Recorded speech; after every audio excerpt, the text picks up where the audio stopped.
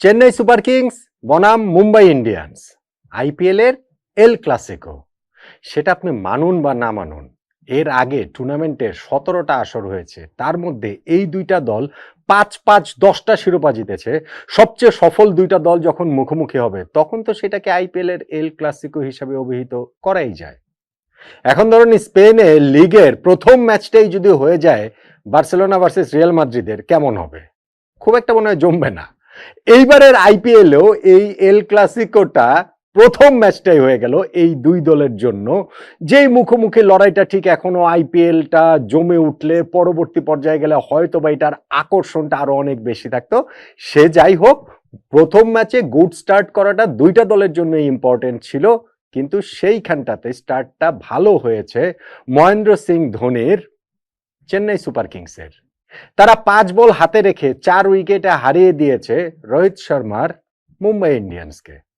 এই রোহিত শর্মা কিংবা মহেন্দ্র সিং ধোনি দুজনের কেউই কিন্তু কোনো দলেরই ক্যাপ্টেন না, কিন্তু এই দল দুইটার সঙ্গে তারা এমন ওতপ্রোতভাবে জড়িয়ে আছেন যে অমনটা খুব সহজেই বলা যেতে পারে। আর বলা যেতে পারে এই চেন্নাইতে যেই ম্যাচটা হলো সেইটা বাঁহাতি দুই রিস্ট স্পিনারের লড়াই, যেটাতে চেন্নাইয়ের নূর আহমেদ তিনি বিজয়ী হয়েছেন। আর মুম্বাইয়ের যে হচ্ছে গিয়ে ওইখানে পুথুর প্রথম যে ম্যাচটা তিনি খেলতে নেমেছেন সেই জায়গাটাতে তিনিও খুব পিছিয়ে ছিলেন না, তবে তার সতীর্থরা তাকে ওই জায়গাটাতে হেল্প করতে পারেনি, মানে ব্যাটসম্যানরা, মানে হচ্ছে গিয়ে ওই রকম স্কোরটা মানে বোর্ডে ছিল না বলেই শেষ পর্যন্ত তাকে পরাজিত দলেই থাকতে হয়েছে। দেখুন, ওইরকম স্কোর ছিল না বলতে হচ্ছে আমি তো টার্নিং পয়েন্টের আলোচনা করছি যে এই ম্যাচটাতে টার্নিং পয়েন্ট কোনটা, যখন আগে ব্যাটিং করে মুম্বাই ইন্ডিয়ান্স মাত্র 155 রানে আটকে গেল, সেইটাই হচ্ছে গিয়ে একটা বড় ব্যাপার। হ্যাঁ, চেন্নাইয়ের উইকেটে 150ও মানে ভালো স্কোর, মানে অনেক সময় সেইটা উইনিং স্কোর হয়ে যেতে পারে, তবে সেইটাকে উইনিং স্কোর করে ফেলতে পারে যত বেশি করে হোম টিম সিএসকে, অন্যান্য টিমের জন্য কাজটা ততটা সহজ নয়। আর সেইটাকে আরো ভীষণ রকম কঠিন করে তুলেছিল চেন্নাই সুপার কিংসের ক্যাপ্টেন ঋতুরাজ গায়কোয়াড়। প্রথমত রান চেজের শুরুতে তিনি নিজে ওপেনিং এ না গিয়ে রাহুল ত্রিপাঠীকে পাঠিয়ে দিয়েছেন রাচিন রবীন্দ্রের সঙ্গে। ওইটা একটা সারপ্রাইজিং মুভ ছিল, যদিও ত্রিপাঠী শুরুর দিকেই আউট হয়ে গিয়েছেন, ঋতুরাজকে ক্রিজে যেতে হয়েছে এবং ক্রিজে গিয়েই তিনি হাত খুলে খেলা শুরু করেছেন। সেইটা তার সিএসকে সতীর্থ আগের মৌসুম পর্যন্ত যে ছিলেন দীপক চাহার, মিচেল স্যান্টনারদের, কিংবা হচ্ছে গিয়ে ওইখানটাতে ট্রেন্ট বোল্টকে সবাইকেই তিনি মেরে খেলছিলেন। 22 বলে 50-তে পৌঁছে গেলেন। এমন একটা অবস্থাতে গিয়ে তারা হচ্ছে গিয়ে ওই পাওয়ার প্লের মধ্যেই 60+62 এক উইকেটে রান তাদের হয়ে গেল এবং ওই সময়টাতে মনে হচ্ছিল যে তারা জয়ের পথে আসলে খুব ভালোভাবে, খুব স্বচ্ছন্দ আয়েসি বড় একটা জয়ের দিকেই তারা এগুচ্ছে। ওই জায়গাটাতে আমি বললাম বাঁহাতের স্পিনার পুতুর তিনি হচ্ছে গিয়ে এই সিনের মধ্যে চলে আসলেন। প্রথমত ঋতুরাজ গায়কোয়াড়কে আউট করে, যিনি 26 বলে 53 রান করেছেন। তারপরে কিন্তু আরো দুইটা উইকেট ওইখানটাতে পরপর 2 ওভারে তিনি নিয়েছেন, যার মধ্যে শিবম দুবের গুরুত্বপূর্ণ উইকেটটাও রয়েছে।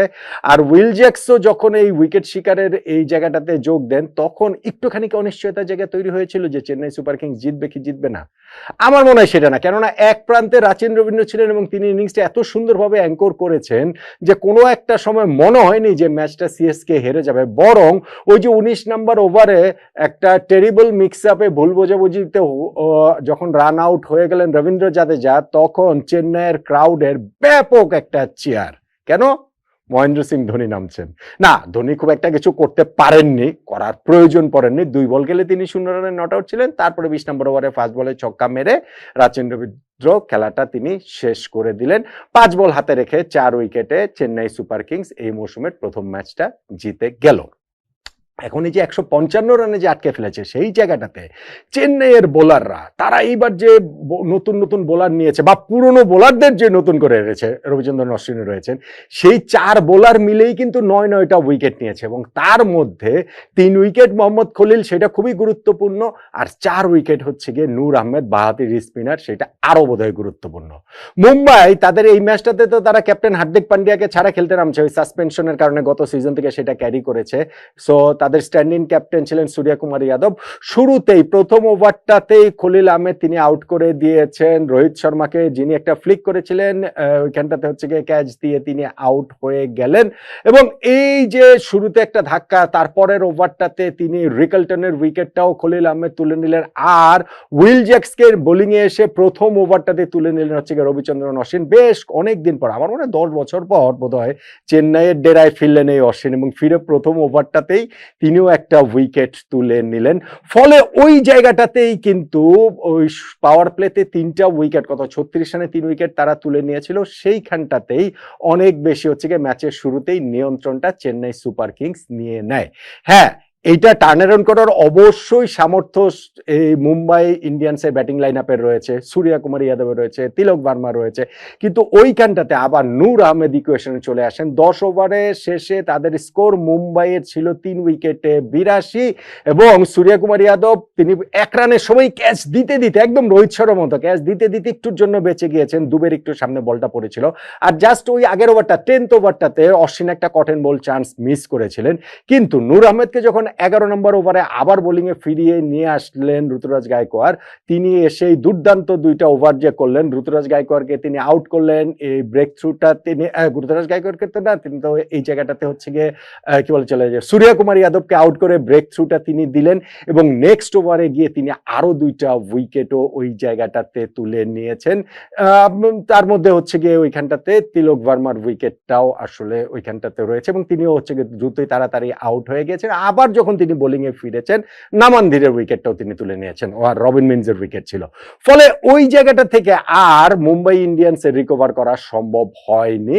তারা যে শেষ পর্যন্ত তাও 150 পেরিয়ে গিয়েছিল, সেইটাও যে শেষ দিকে গিয়ে দীপক চাহারের একটা ক্যামিও নকেই তারা কত 28 রানের একটা ক্যামিও নক তিনি খেলেছিলেন অপরাজিত, সেই জায়গাটার কারণে 150 পেরে গেছেন। কিন্তু 150 আসলে এই চেন্নাই সুপার কিংসের নিজেদের মাঠে তাদের তাড়া করার জন্য, সেইটা মানে তাদের হারানোর জন্য যথেষ্ট ভালো স্কোর ছিল না। চেন্নাই সুপার কিংস ম্যাচটা শেষ পর্যন্ত সহজেই জিতে গেছে। তাহলে এই ম্যাচটাতে আপনি টার্নিং পয়েন্ট কোনটাকে বলবেন? ঋতুরাজ গায়কোয়াড়ের ইনিংসটা গুরুত্বপূর্ণ, সেইটা চেন্নাইয়ের জয় নিয়ে সামান্যতম যে সংশয় ছিল সেটাও দূর করে দিয়েছে। এইখানটাতে 2 রিস্পিনারের লড়াইয়ের কথাটাও আপনি বলতে পারেন। শুরুতে রোহিত শর্মার আউট তো সবসময় সব ম্যাচে সকল পরিস্থিতিতেই গুরুত্বপূর্ণ, রোহিত শর্মা কি করতে পারেন সেটা আমরা জানি। তা আমার কাছে মনে হয় যে আসলে নূর আহমেদের তার যে 4টা উইকেট, স্পেশালি ওই যে 2 ওভারে যে তিনি 3 উইকেট তুলে নিলেন, যখন 3 উইকেটে 82 রান ছিল, সেইখান থেকে 10 ওভার শেষে মুম্বাই ইন্ডিয়ান্সের 13 ওভার শেষে দেখা গেল 6 উইকেটে তাদের রান 96, এবং সেই জায়গাটাতে সেট ব্যাটসম্যান সূর্যা, তিলক ভার্মা, রবিন মিন্স তাদের উইকেটটা যে তুলে নিয়েছেন, এইখানটাতে নূর আহমেদ 2 ওভারে স্পেশালি ওই 3টা উইকেট তুলে নেওয়া, ওইটাকেই আমার কাছে এই ম্যাচের টার্নিং পয়েন্ট মনে হচ্ছে। আইপিএলে এই সিজনের প্রথম এল ক্লাসিকোতে চেন্নাই সুপার কিংসের 5 বল হাতে রেখে 4 উইকেটের যে জয় মুম্বাই ইন্ডিয়ান্সের, তাতে আমার টার্নিং পয়েন্ট নূর আহমেদের করা 11 এবং 13 নম্বর ওভারটাতে 3টা উইকেট তুলে নেয়া। একমত হবেন কি?